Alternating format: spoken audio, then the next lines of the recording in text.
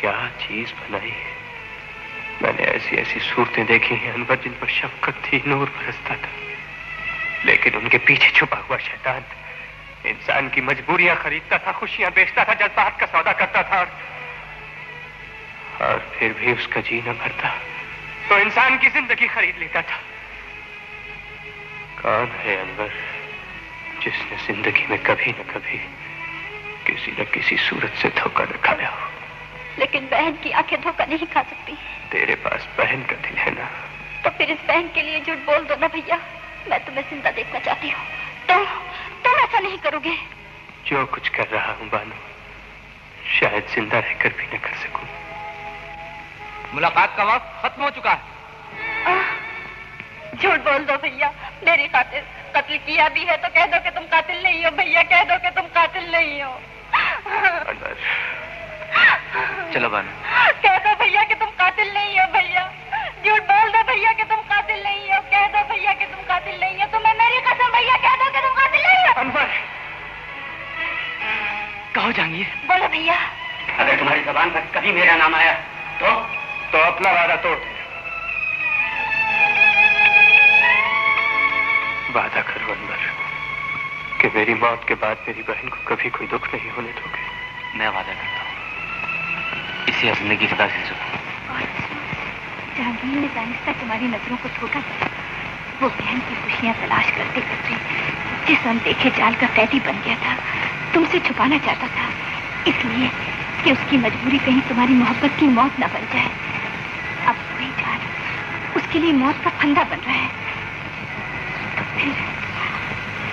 तो फिर उसने जुर्म का इकरार क्यों किया? इसी सवाल का जवाब तुमसे पूछने आई हूँ। इसलिए कि वो तुमसे प्यार करता है। उसने जरूर तुमसे कुछ ना कुछ कहा होगा। जो कुछ तुम्हें मालूम है मुझे बता दो। वो कौन सी मजबूरी है जो कानून की हिफाजत में भी उसे सच बोलने से रोक रही है? वो कौन सा राज है जो दिल की बात जबान पर नहीं आने देता? बता दो रानी, खुदा के लिए बता दो। शायद अब तक तुम्हारी आंखों पर शक की पट्टी बनी हुई है। मैं जहांगीर का मुकदमा जीतने की कोशिश करूंगी, चाहे जिंदगी क्यों ना हार जाऊं।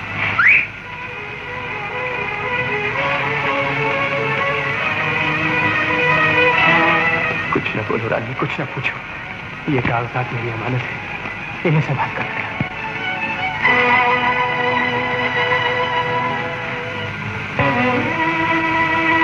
मेरा भाई मुसीबत में और आप आराम से बैठिए। खुदा खुद कीजिए ना। अगर मेरे बेगुनाह भाई को कुछ हो गया तो मैं मर जाऊंगी। ओहो, तुम कहती हो कि वो बेगुनाह है, लेकिन जहांगीर अपने जुर्म का इकरार कर चुका है। लेकिन मुझे तो इस बात में कोई राज मालूम होता है। तो फिर वो राज उसने हमें क्यों नहीं बताया? जेल में मेरे और तुम्हारे अलावा और था कौन? जी। अपने आप को संभालो बानो।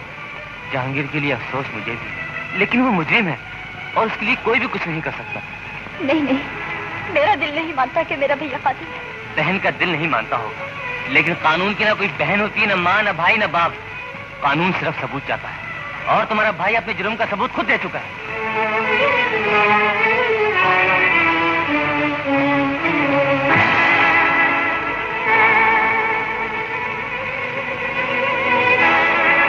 रानी, तुम ये कागजात मुझे जहांगीर दे गया था। इनमें उसकी बेगुनाही और खामोशी का राज छुपा हुआ है। ये पढ़कर खुद ही फैसला कर लेना कि तुम्हें क्या करना चाहिए। अच्छा, मैं चलती हूँ।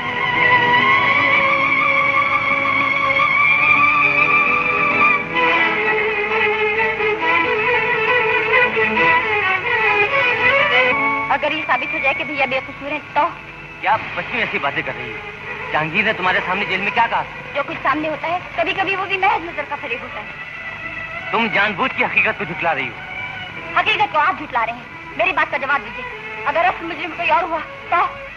नाम उसका तुम बताओ, पकड़कर कानून के हवाले मैं करूंगा। पढ़िए ये कागजात और देखिए असल मुजरिम आपसे कितना करीब और कानून से कितना दूर है।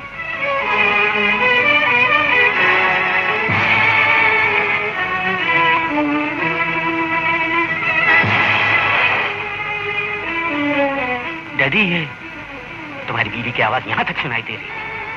क्या तुम समझते हो तुम्हारा बाप स्मगलर है, चोर है, डाकू है? लेकिन डैडी, इन कागजात में सब जाली कागजात हैं। किसी दुश्मन ने मेरे सोशल स्टेटस और मेरी शोहरत को नुकसान पहुंचाने के लिए तुम्हारी बीवी को आला-ए-कार बनाया है। मैंने इसीलिए बानो को बहू बनाने की मुखालिफत की थी। लेकिन डैडी, बानो हमारी दुश्मन क्यों होगी? वो हमारी दौलत की दोस्त है और ये भूल गई है कि मेरे बाद सब कुछ तुम्हारा है और तुम्हारा सब कुछ उसका है। अगर वो जीते जी मेरी दौलत पर कब्जा करना चाहती है तो मैं ऐसा हरगिज नहीं होने दूंगा। अगर मेरा कोई दुश्मन मुझे कातिल कहेगा तो क्या बेटा भी मुझे कातिल समझेगा और खुद लेकर पुलिस के पास चलेगा। और जब तुम्हारी बीवी जालसाजी में पकड़ी जाए तो मेरे पास मत आ, वरना इस घर में कदम रखना।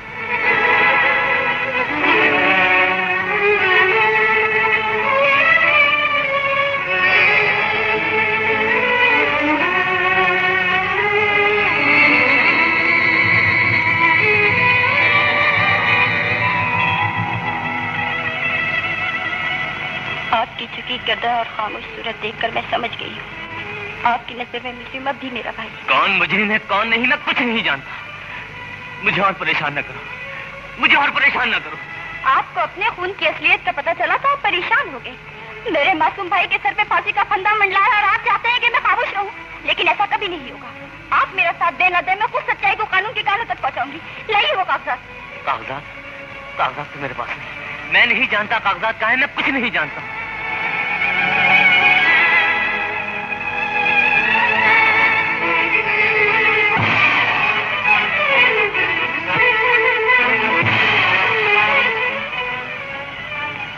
डुप्लीकेट? मेरे दुश्मन मुझसे भी ज्यादा चालाक निकला।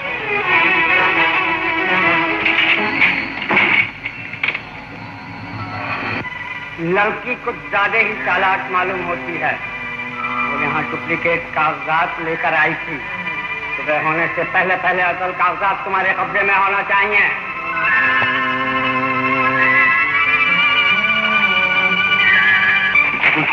जल्दी करो। क्यों? जंग छिड़ गई? बकवास बंद करो। चलो तुम शुरू करो। जाना कहाँ है?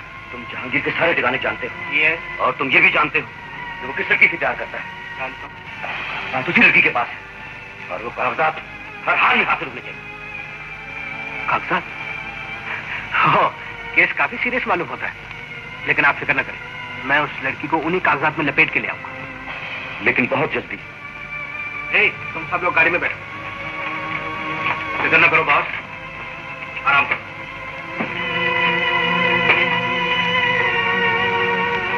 दुनिया गोल है, होल के अंदर कुछ और है। चलो तुम फौरन रानी के घर पहुंचो। और ये सब? ये सब लोग तो कुर्बानी के बकरे हैं, इनका बंदोबस्त मैं कर दूं, तुम जाओ।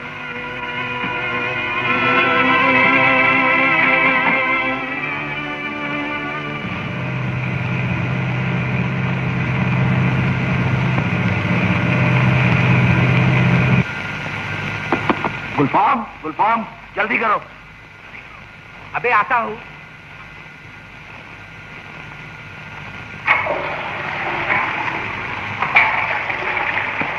जरा अभी जाओ।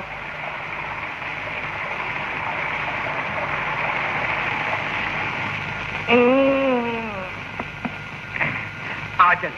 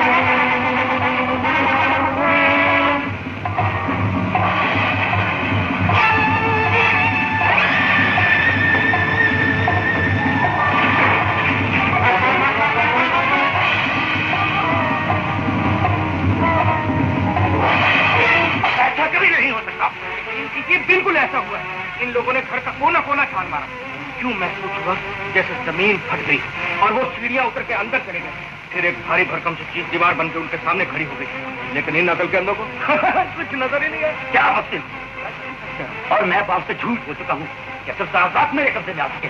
जाओ, पुनः पुनः छान मारो, कागजात हासिल करने के लिए उसे जान से भी मारना पड़े तो सोचे बगैर से तो कर देना। कागजात न मिले तो मैं एक को गोली मार दूंगा। जाओ।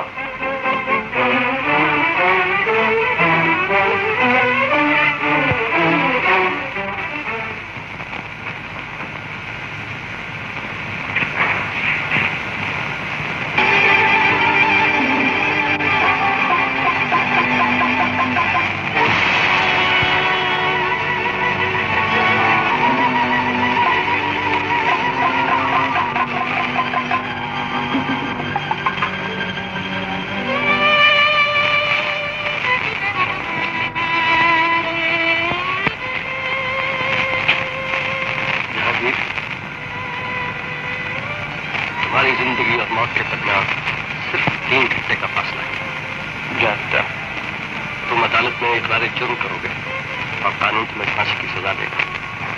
ये नहीं जानता, और मैं भी अच्छी तरह जानता हूँ तुम अकेले नहीं। तुम कानून के साथ ताउन करो, कानून तुम्हें रियायत देगा। मुझे अपने साथियों का नाम बता दो। कत्ल करने के लिए किसी साथी की जरूरत नहीं होती इंस्पेक्टर, बस एक कातिल होता है और दूसरा मकतूल। मकतूल के जिस्म से बरामद होने वाली गोली तुम्हारे पिस्तौल की नहीं। उस पिस्तौल का काम खत्म हो चुका था, मैंने उसे कल फेंक दिया। मुझे यूं महसूस होता है तुम दानिस्ता झूठ बोल रहे हो। मुझे बताओ नौजवान, हो सकता है मैं तुम्हारी जिंदगी बचाने में कामयाब हो जाऊं। जुल्म करोगे इंस्पेक्टर, जिंदगी से किसी मोहब्बत नहीं होती। मेरी मौत नहीं मेरी जिंदगी है।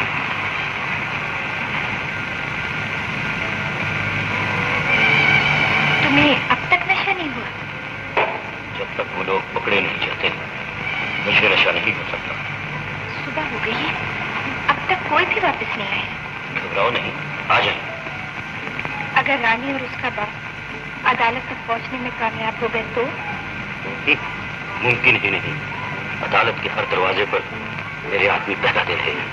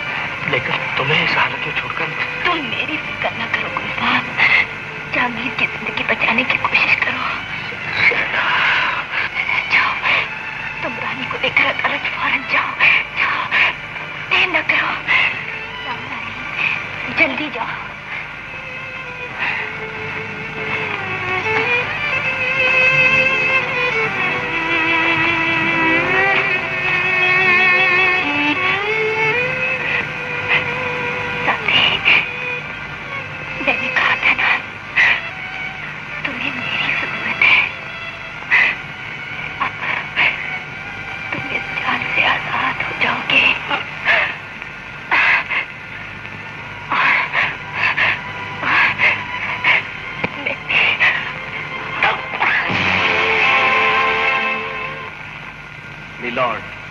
ये दुरुस्त है कि मौका वारदात से मुलजिम को अकेले भागकर देखा गया है, लेकिन मैंने जो निशानात वहां देखे हैं उससे ये साफ जाहिर होता है कि लड़ाई 2 से ज्यादा आदमी में हुई। मुलजिम अकेला हरगिज नहीं था। पोस्टमार्टम रिपोर्ट के मुताबिक मकतूल के जिस्म से निकलने वाली गोली मुलजिम जहांगीर के कब्जे से बरामद होने वाले रिवाल्वर की भी नहीं थी। मिलॉर्ड, वारदात और मुलजिम की गिरफ्तारी के दरमियान खासा वक्त था और मुलजिम ने इसी वक्त से फायदा उठाकर वो रिवॉल्वर कहीं फेंक दिया होगा। मिलॉर्ड, मुलजिम की मकतूल अब्दुल से खानदानी दुश्मनी थी। मुलजिम पुलिस रिपोर्ट के मुताबिक अपने जुर्म का इकरार कर चुका है, लिहाजा मुलजिम जहांगीर को कत्ल के इल्जाम में सजा दी जाए। नौजवान, ये ठीक है कि तुम अपने जुर्म को तस्लीम करते हो, लेकिन वाकयात कुछ इस तरह उलझे हुए सामने आए हैं कि अदालत कानूनी तकाजे पूरे करने के लिए तुम्हें एक मौका और देती है। अगर तुम अपनी सफाई में कुछ कहना चाहते हो तो कह सकते हो। अपनी सफाई में कुछ कहने के काबिल होना जज लेता है तो कानून में बहस की कोई गुंजाइश नहीं रहती। मैं अदालत से दरखास्त करता हूँ कि मुलजिम जहांगीर को फांसी की सजा दी जाए। नहीं, मेरा भाई कातिल नहीं, मेरे भाई ने कत्ल नहीं किया, खुदा के लिए उसे सजा दीजिए। Order, order. अदालत के आदाब का एहतराम ना करना जुर्म है। मैं ये जुर्म जरूर करूंगी वकील साहब। मेरे भाई को फांसी देना है तो पहले मुझे मौत की सजा दीजिए। इंस्पेक्टर, इस लड़की को अदालत से बाहर निकाल दो। कोई भी इतनी जगह से नहीं ले। एक आदमी के कदम भी मेरी तरफ पड़े तो मैं अपने आप को गोली मार लूंगी। बानो मैं कातिल हूं। मैंने कत्ल किया है। तुमने सिर्फ अपने आप को कत्ल किया है, अपने जज्बात को सूली पर लटकाया है, अपनी खुशियों को फांसी दी है, लेकिन तुम्हारी बहन तुम्हें ऐसा नहीं करने देगी, इसलिए कि तुम बेगुनाह हो। तुम्हारे पास इसकी बेगुनाही का क्या सबूत है? सबसे बड़ा सबूत यह है कि मैं जिंदा हूँ, सुहागन हूँ। अब कानून की बहस नहीं होगी जज साहब, बहन भाई से सवाल करेगी। जवाब दो भैया, तुम सच क्यों छुपा रहे हो? बोलो भैया, तुम खामोश क्यों हो? कह दो कि तुम कातिल नहीं हो।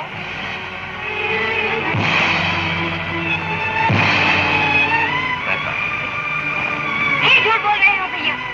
माँ का तुमने दूध पिया है, मैंने भी इससे गोद में आंख खोली। मेरा तुम्हारा रिश्ता कानून बनाने वाले इंसान ने नहीं, इंसान बनाने वाले खुदा ने पैदा किया। तुम बहन की जिंदगी और खुशी के लिए मौत के दरवाजे पे खड़े हो, तो बहन तुमसे पहले मौत को गले लगाएगी। बोलो भैया, नहीं तो ये जिंदगी जिसके लिए तुम फांसी पा रहे हो मैं अपने हाथों खत्म कर दूंगी। सच कह दो भैया, सच कह दो भैया। अब तुम्हें मेरी नहीं गोली की आवाज सुनाई देगी। मैंने कत्ल नहीं किया जज साहब। मैं बोलूंगा और आप सुनेंगे, लेकिन मेरे कुछ कहने से पहले मुझे यकीन दिलाइए कि इस जहाज में मेरी बहन को कोई दुख नहीं पहुंचा। यह तुम्हारा जज्बाती मामला है और कानून जज्बात को नहीं मानता। नहीं मानता होगा वकील साहब, मैंने कत्ल नहीं किया, ये मेरा जुर्म नहीं। मेरे और बहुत से जुर्म हैं। मैं गरीब बाप के घर पैदा हुआ, ये मेरा जुर्म है। मैं एक जवान बहन का भाई हूं, ये मेरा जुर्म है। और ये भी मेरा जुर्म है कि माशरे की रिवायत के मुताबिक मैंने इसकी शादी धूमधाम से करनी चाहिए, लेकिन इन जराइम के कानून के पास कोई सजा नहीं है, इसलिए कि ये सब जज्बाती जुर्म है। और वकील साहब ने मुझे बता दिया है कि कानून जज्बात को नहीं करता, लेकिन जिंदा इंसान जज्बात को अपनी जिंदगी से कैसे अलग करते हैं। कोई ऐसा कानून बनाइए जज साहब जो जज्बात पर नाफिज किया जा सके। कोई ऐसा कानून बनाइए कि इंसान जिंदा रहे और उसके जज्बात को फांसी दे दी जाए। ये जज्बात और इंसान कब तक साथ साथ जिएंगे?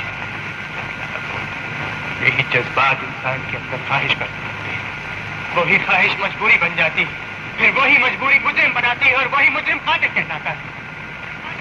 मेरी कहानी इतनी सी है जज साहब, मैं बहन की खुशियां चाहता था और अपनी मजबूरी में जाया। मैंने बहन की शादी करने के लिए एक ऐसे शख्स की नौकरी की तो मजबूरियां खरीदता है और जुर्म देता है। उसने मेरी मजबूरी ही नहीं, मेरी इज्जत शराफत और खुदारी में खत्म कर दी। मैं एक टैक्सी ड्राइवर हूं जज साहब, और टैक्सी ड्राइवर मुसाफिर से ये नहीं पूछता कि वो क्यों जा रहा है, किस लिए जा रहा है। मैं नहीं जानता क्योंकि 1 महीने की मुलाजिमत है। मेरी ही मजबूरी मेरे गिर्द ऐसा जाल बुनती जा रही है जिससे मैं कभी नहीं निकल सकता। मैंने कोशिश की, लेकिन जाल मेरे लिए और तंग हो चला गया। फिर मुझे चोर और स्मगलर का नाम दिया, और आज मेरी उसी मजबूरी ने मुझे कातिल कर दिया।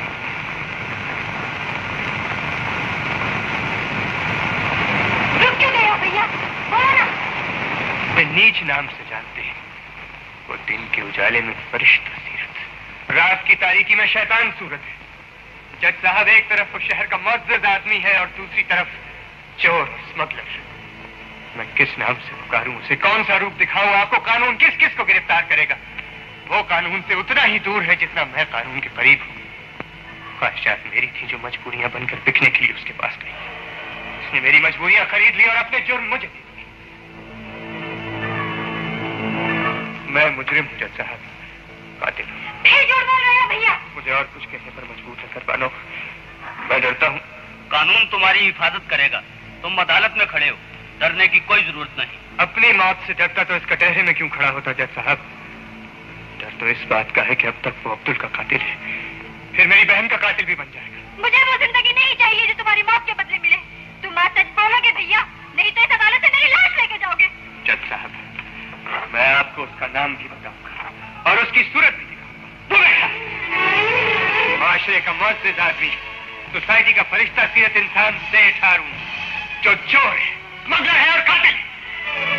कहानी तुमने दिलचस्प सुनाई है, लेकिन जानते हो शहर के इतने बड़े आदमी पर ऐसे संगीन इल्जाम आयद करने के लिए तुम्हारे पास सबूत होना चाहिए। शहर के इतने बड़े आदमी के खिलाफ कानून आज तक कोई सबूत नहीं दे सका, तो फिर मैं कहां से लाऊंगा? वकील साहब, सबूत मेरे पास नहीं। मिलॉर्ड, मुल्जिम जहांगीर ने एक मन घड़त कहानी सुनाई है जिसमें कोई सच्चाई, कोई सदाकत नहीं। मुल्जिम ने महज अदालत का वक्त जाया किया है। अपनी सफाई में मुल्जिम एक भी ठोस सबूत पेश नहीं कर सका। मैं अदालत से दरखास्त करता हूं कि मुल्जिम को कत्ल के इल्जाम में सजाए मौत दी जाए।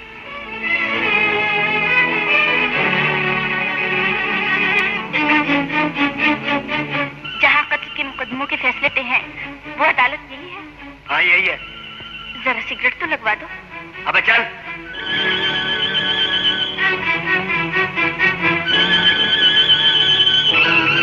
हालात और वाकयात को सामने रखते हुए अदालत इस नतीजे पर पहुंची है कि मुल्जिम जहांगीर ने अब्दुल को कत्ल किया है।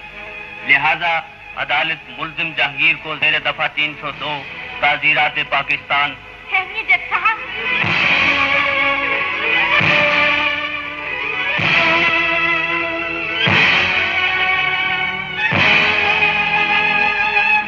जज साहब, फैसला सुनाने से पहले इन कागजात को पढ़ लीजिए। कानून असली मुजरिम को पहचानने में गलती नहीं करेगा।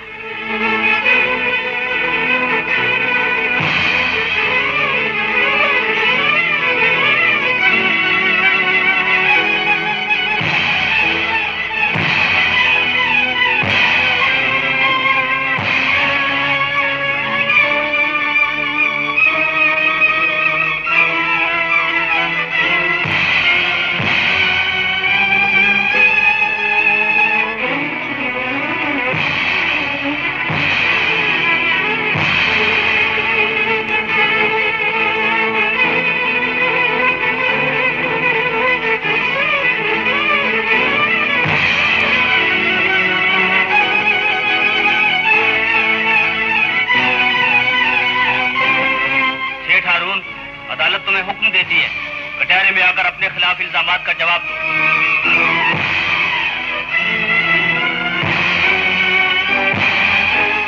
हारून, अदालत तुमसे जवाब तलब करती है।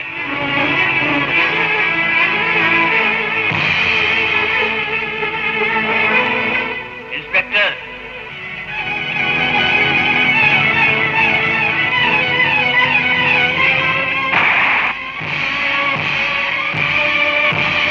डैडी,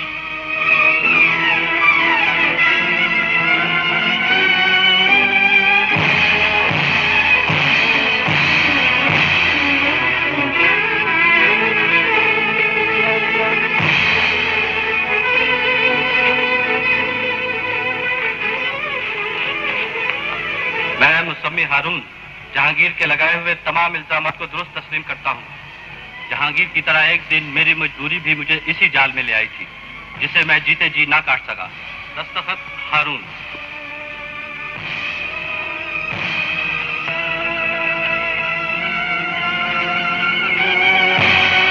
अदालत सेठ हारून के इकरार जुर्म और खुदकुशी की बिना पर समझती है कि मुल्जिम जहांगीर महज अपनी मजबूरी की वजह से मुजरिम बना।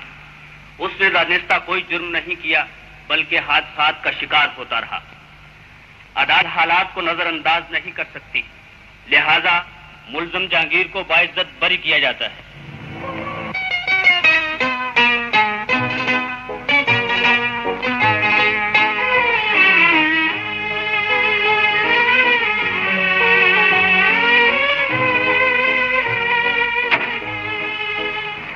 वो गाड़ी फिर से खराब हो गई है जी।